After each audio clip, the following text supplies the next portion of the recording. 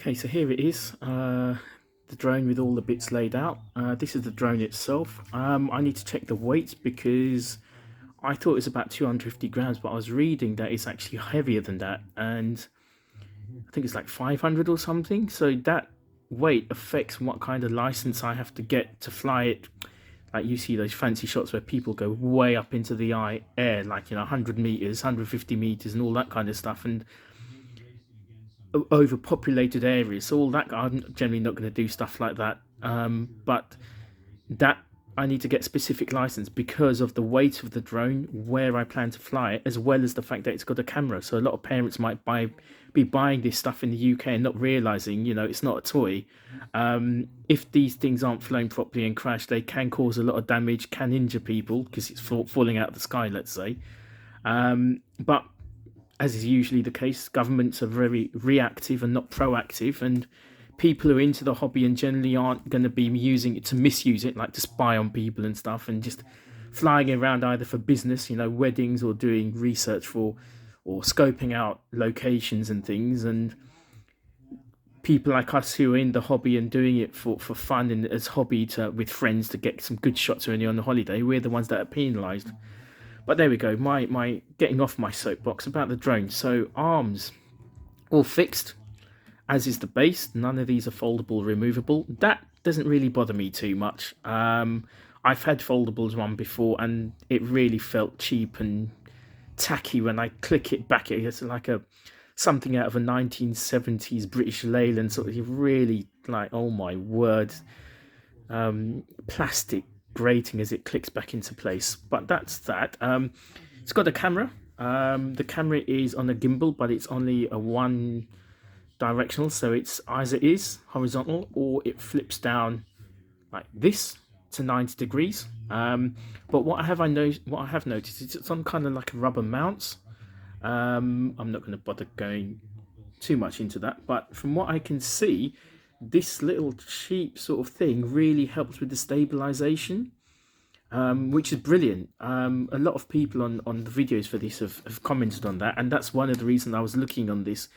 The ones I've had in the past, the kind of second-hand ones, don't have anything like that. And the footage is like how people say when they look at footage through it's like, is it being filmed on a potato? It's one of those sorts of things, because it really was first-gen type stuff.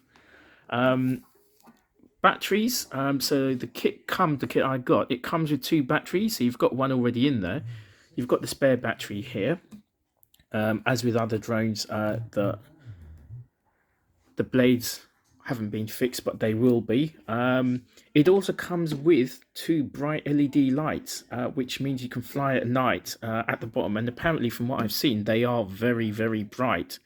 I don't know if I'm going to be flying at night just yet. I need to just practice and get the right legal stuff sorted so I can actually use this outside of my own house, and practice in the parks and stuff. So what do you get with it? So the kit I got that, two batteries, USB-C charging cable for the battery, and how that works is you just plug it into somewhere. Oh, there we go.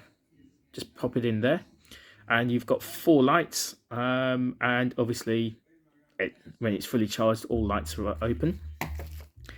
Get a little screwdriver for the blades. You get four blades and the screws and the little covers that go on the top. Not covers, those little round things, I can't remember what they're called now. But you get two sets, so that's that, and you get the spare set, which I think a lot of drones anyway give spare sets. And this is the actual controller itself. So obviously, like normal, you've got the antenna on one side, you've got the thing for the phone, you've got the camera button. I think this is like waypoint and home. This up here is the dial, is to change the angle of the camera. So it's on fuller mode, you dial that down and the camera basically looks downwards, and then you do it up. From what I've seen, that's quite quick. I need to check whether it can be adjusted, but if you do it too fast, people really jerk it, and obviously for some people, when they see that can be a little bit like, oh, I think I'm going to hurl. But If you do it slowly, it's fine. You just need to get used to it, I guess. And all the other gadgetics and buttons to do with lights, speed, height. I've watched countless videos on YouTube about this, but it's always different to actually getting it in front of you and learning how to fly it and setting it all up, which is going to be my next big issue. But anyway, that's it. Friction RC with his latest plaything. I've now taken to the skies, or I will be. So stay tuned as I start showing my progression in learning how to fly the drone. There's some really good stuff out there. Some people who are really into drones. I think some of them must be ex-pilots or pilots, PPL, private license, because a lot of how they explain drones and how drones work and what to do is almost like you're taking your pilot's license. I've seen a few things where they give some exercises on how to do it, and I want to make use of this properly, not just mess about, as it were.